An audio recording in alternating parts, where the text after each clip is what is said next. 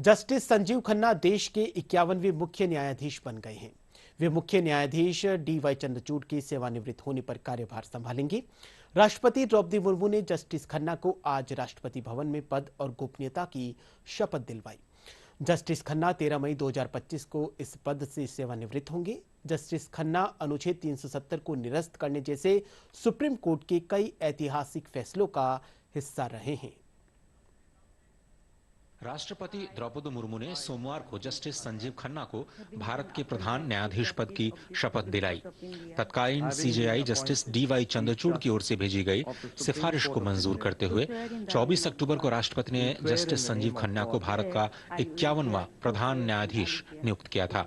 Justice Sanjeev को 18 जनवरी 2019 को supreme court का जज नियुक्त किया गया था। इससे पहले वो 2005 से 2019 तक दिल्ली हाई कोर्ट में जज रहे। सुप्रीम कोर्ट में वो अब तक लगभग 117 मामलों में फैसला लिख चुके हैं।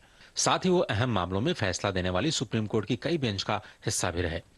2019 में वो 5 जजों की संविधान पीठ का हिस्सा थे, जिसमें कहा गया था कि कई मामलों में सीजेआई का ऑफिस भी सूचना के अधिकार के दायरे में आता है। जस्टिस खन्ना 5 जजों की उस संविधान पीठ का हिस्सा थे, जिसने 2023 के फैसले में जम्मू कश्मीर से अनुच्छेद 370 हटाने के केंद्र के फैसले को संवैधानिक करार दिया था।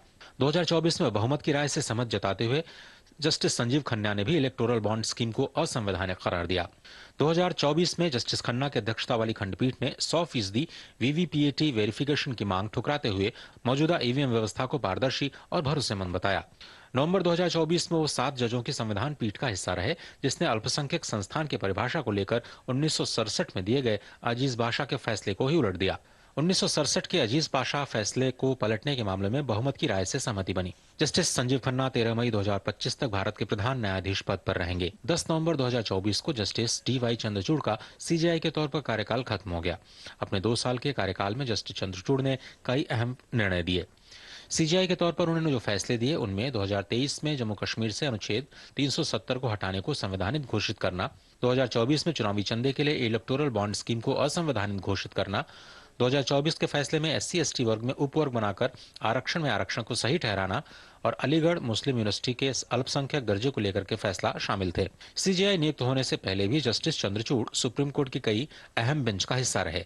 इसमें अयोध्या में राम मंदिर निर्माण, सबरीमाला में महिलाओं के प्रवेश का मामला, निजता को मौलिक अधिकार मानना, आधार की संवैधानिक और समलैंगिकता को अपराध न मानना शामिल। Justice D.Y.. चंद्रचूड़ लगभग 8.5 साल सुप्रीम कोर्ट के जज रहे।